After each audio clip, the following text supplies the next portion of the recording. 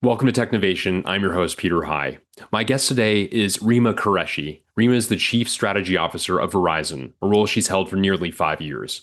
In that role, she's responsible for development and implementation of Verizon's corporate strategy, business development, partnerships, strategic investments, and acquisitions. I look forward to covering the substance of each of these in our conversation. Prior to her time at Verizon, she spent nearly 25 years at Ericsson, ending her time there as the Chief Executive Officer of Ericsson North America. Rima has served on the boards of several organizations, including the board of MasterCard for more than a decade. Rima, welcome to Technovation. It's great to speak with you today. Thank you. Looking forward to our discussion. I am as well. Well, Rima, let's begin with your role. You are Verizon's Chief Strategy Officer, a company of great consequence, and certainly a role that, by definition, suggests great consequence as well. But as the Chief Strategy Officer translates a little bit differently organization to organization, I'd be interested in your purview and what's defined under that rubric, please. Actually, it's a little bit of a misleading misnomer because strategy doesn't cover it. So it's strategy, obviously, so strategy development, the strategy cycle, ensuring that we've got everything in place for our strategy for the year, as well as what we intend on doing in a 5-year horizon. All of the operational follow-up, so the strategy execution, ensuring that everything that we say we are going to do, that we are actually executing upon. It is also new business development, so all of the partnerships. Think about the top 10 or top 20, I should say, partners that Verizon has, the biggest hyperscalers, and all of the biggest companies. So I manage all of those strategic partnerships across the company. New business incubation, incubating and transforming, or looking at businesses that will transform the industry in a 5 to 10-year horizon. So we are very small in terms of the revenue that we generate, but huge growth curves and huge opportunities in the future. So we develop those ecosystems. And then last but not least, corporate development or M&A. Well, that is a very broad purview, to say the least. Thank you for diving into that, at least in a little bit of detail. I'd love to dive a little bit further into the detail of some of those, if you don't mind. You mentioned, obviously, perhaps as it comes from the title itself, the strategy development and managing the cycle and developing a 5-year plan associated with that. I'd love to get into some of the substance. Before we even do that, though, I'd love to understand the process behind that, if you would. Yours is a massive organization that is greatly complex, that involves actually a great number of businesses in various fields. There's a B2C component, there's a B2B component, of course, as well. Talk a bit about what has to be quite a team sport in terms of strategy development and how you engage others in developing those plans, please. Absolutely. So it's a yearly cycle. And the cycle actually begins the previous year, if you will, at the end of the year. And we start the cycle with our external, outside in view of what is the situation that we are facing. So we call that our situation analysis. And the objective of this is not to take any internal input whatsoever, but really to indicate what are we seeing externally. So what are the customers facing, what are they seeing, what are they interested in, what is the regulatory environment, what is the competitive environment, and we put all of that together into what we call as the situation analysis. And that basically starts the process. The objective of the situation analysis is to outline the strategic imperatives, which are translated into questions that the groups need to answer. So they would be, for example, in a pandemic environment, we noticed that people were moving more away from the city centers and where they could have their home offices and basically be able to work virtually. So that changes the way that we build a network, that changes the way that we serve our customers. So that is, as an example, framed as a question that then the groups will have to answer in their strategy development and strategy refinement. So the situation analysis is shared with the groups. It is then the input and the questions are what they need to answer in the March retreat that we have with the board.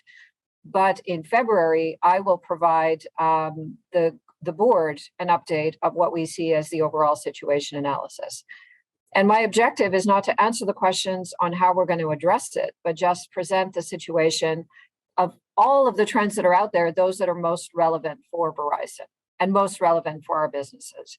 That is then followed up with the groups coming back in the March retreat, which is the big strategy meeting, on how have they updated their overall strategy. So competitive intensity, changes in regulatory environment, changes in where our customers are located, external events like COVID and what that means to our strategy and what we might change in terms of how we execute upon it.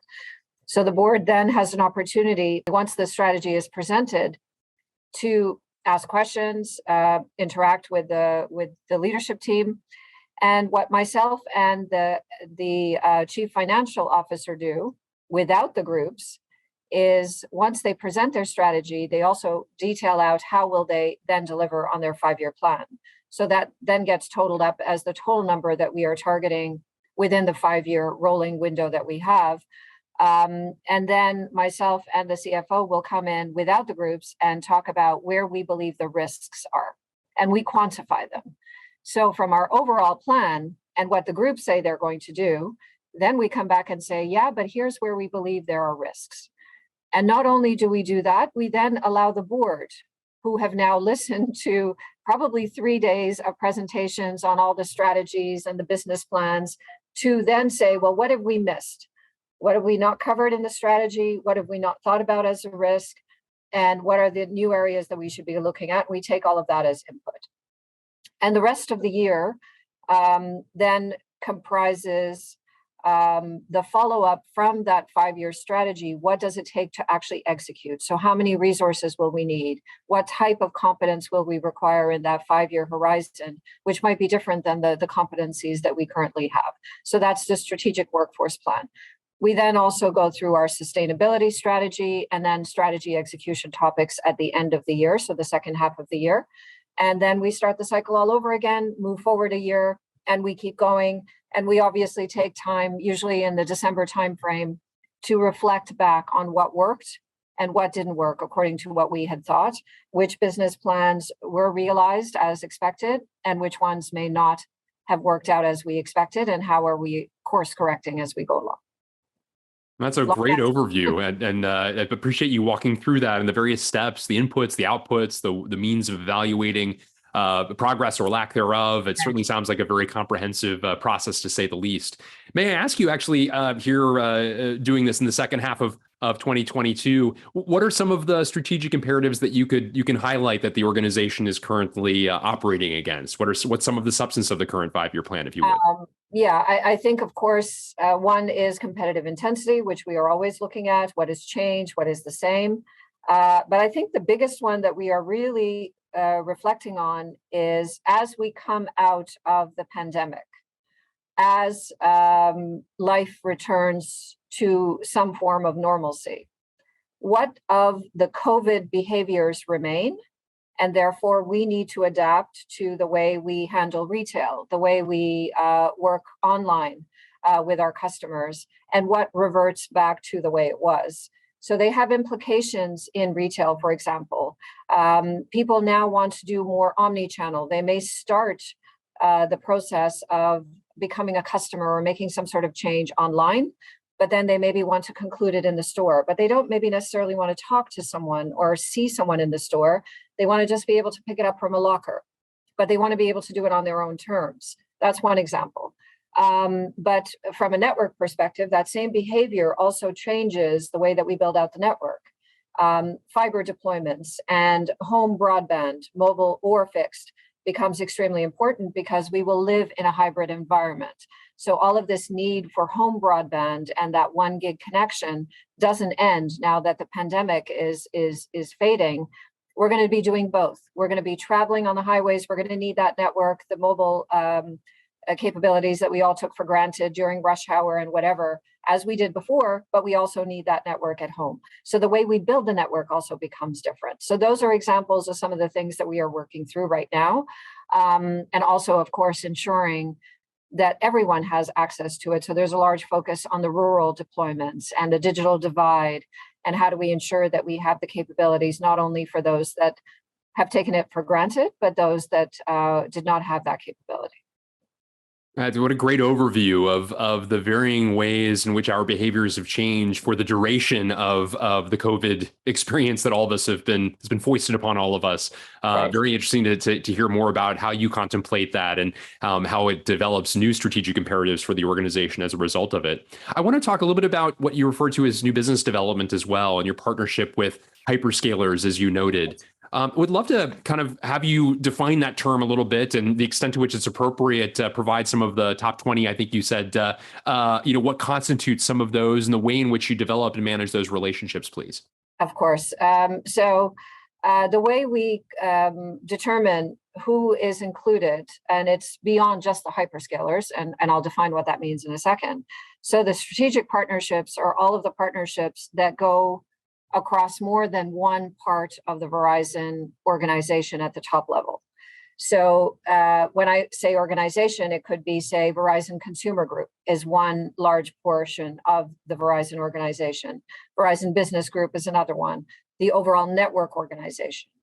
We don't want 3, 4, 5, or even 2 organizations negotiating separately, for example, with Google or with Amazon, or I should say AWS, and coming up with contracts that may not all work together, and we may not actually be leveraging the overall Verizon scale. So those are the kind of partners that we would call the strategic partnerships. As soon as something becomes more than one organization and potentially conflicting or differing priorities, that's when we have to align. And then we want to be able to say, well, hang on a second here, Mr. Partner.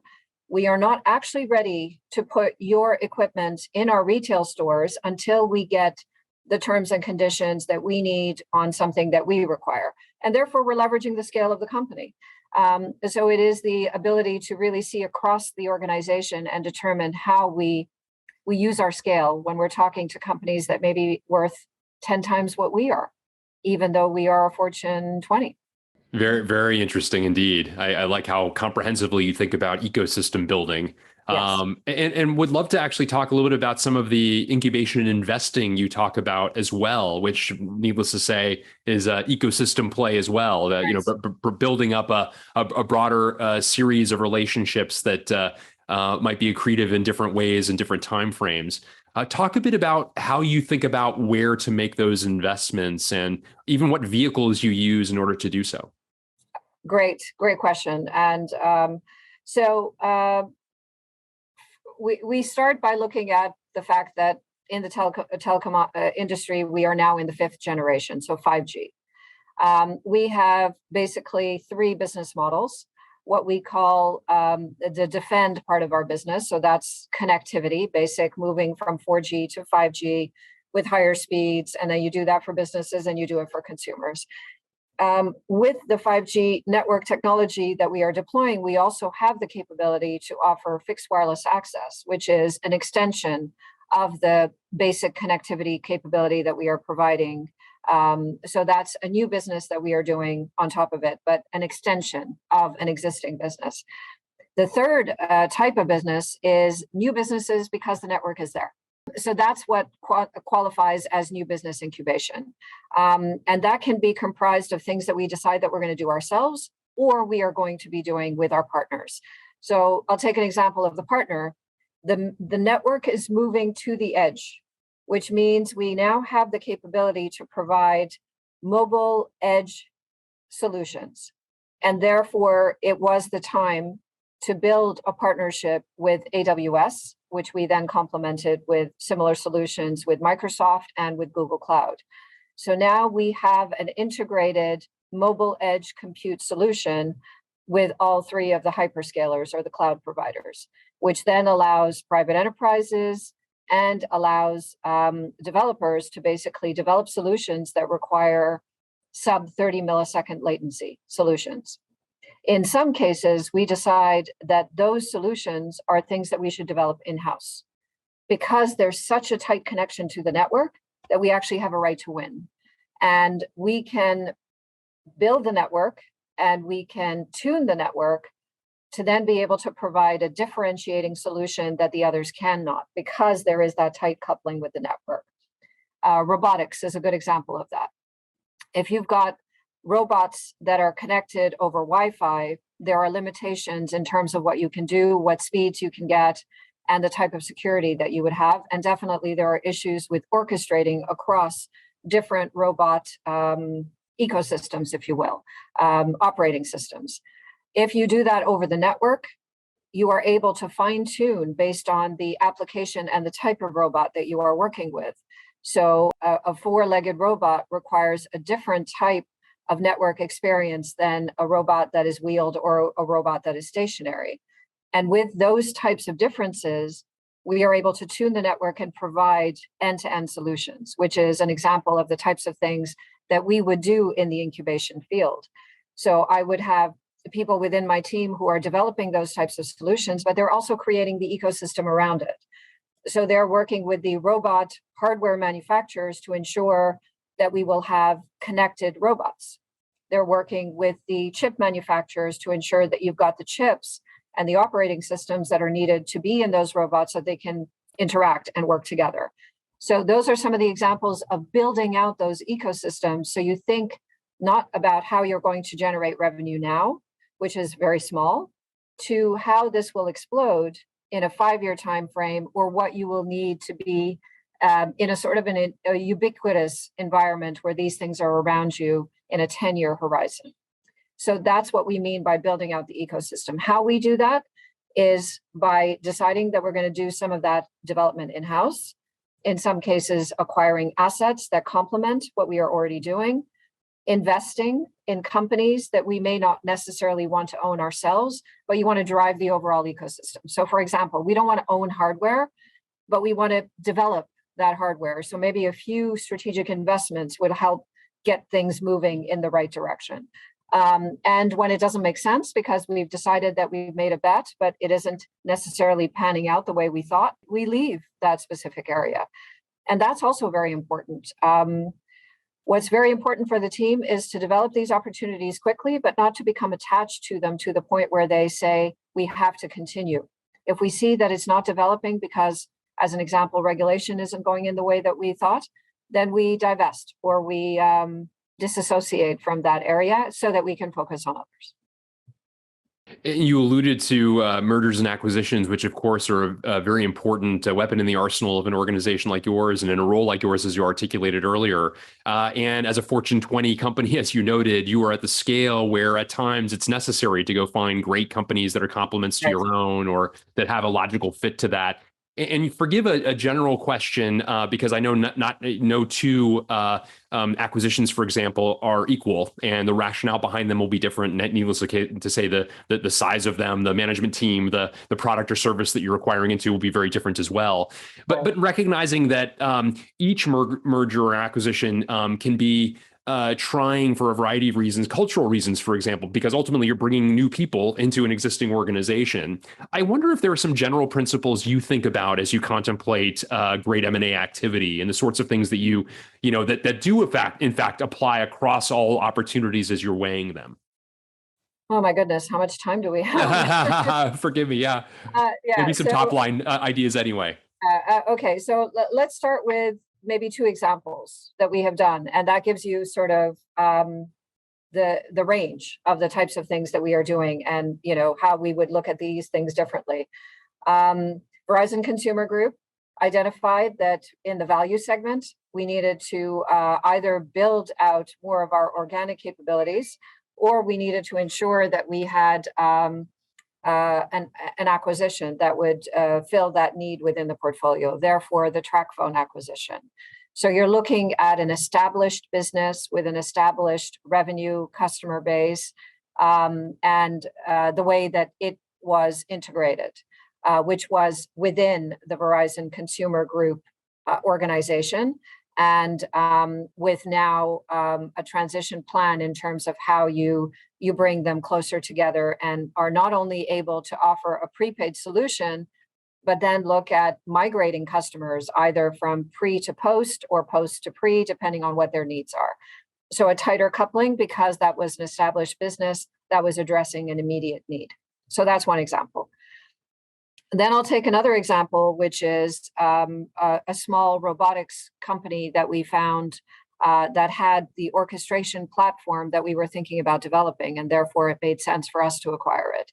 Very small company based in Austria with less than 100 people, and their success is based on their ability to continue to be creative and continue to innovate with some guardrails, but their objective is to grow and to grow as fast as possible. So you want to isolate them somewhat and give them that ability to do what they were doing, but with additional support than they would have been able to do as a startup.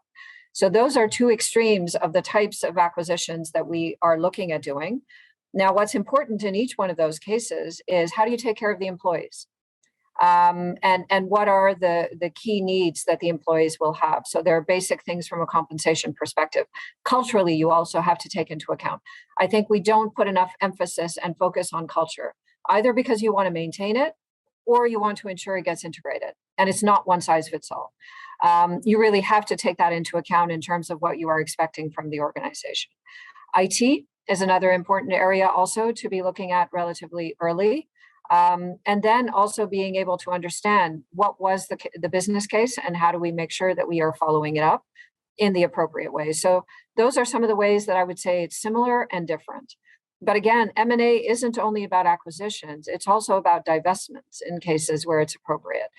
And if you think back to what we have done within the last couple of years, we felt that Verizon Media Group, if you look at the needs and requirements of that business versus the other things that Verizon needed to do, that it was the time to divest that business.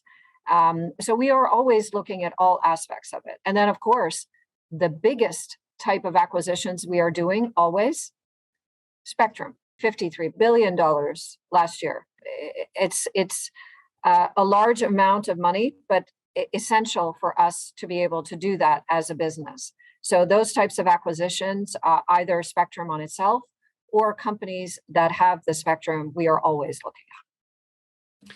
You have operated in this industry, Rima, for the better part of the past 30 years. And it's a fascinating industry that provides one with a front row seat to so many sort of broader implications of telecommunications, media, general communications, the way in which we collaborate, both personally and professionally, some of those even accelerating as a result of the past 2+ years of the pandemic as well.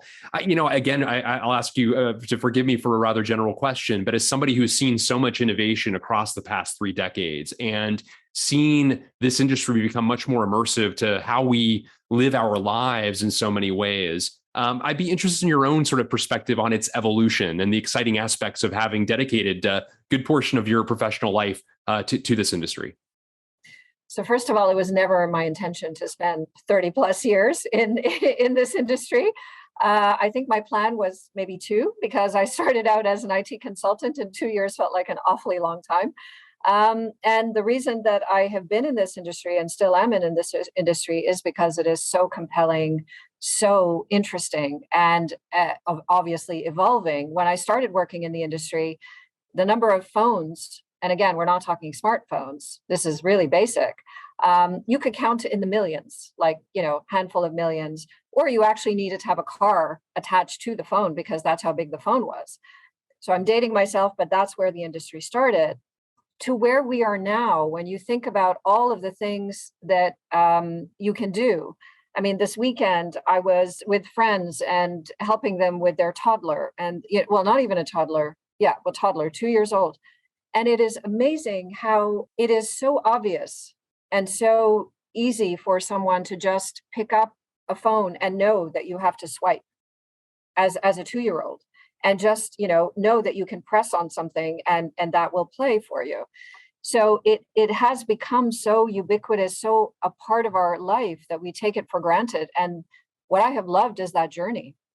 What I have loved is, I still do that, is see how people interact with their devices, interact with others. Sometimes if I'm waiting for a flight, I will just watch and look around me and see how people are interacting with this thing that has become, I don't know, a third or a fifth appendage that we can't live without. That's been fascinating. It's that whole journey. to see where we are today and what the work that I have done in part has enabled. That's astounding. It's amazing to see all of that development and to have been a part of it. That's what keeps it interesting. That's really great. I mean, you've mentioned throughout our conversation, Rima, a number of salient trends that are on the rise, trends that you and the company are surfing at the moment. I wonder if you can take a moment as you look another 2 or 3 years into the future, whether it's additional detail on any that you've covered or any additional trends. I'd be curious about what some of the ones that you're most excited about might be.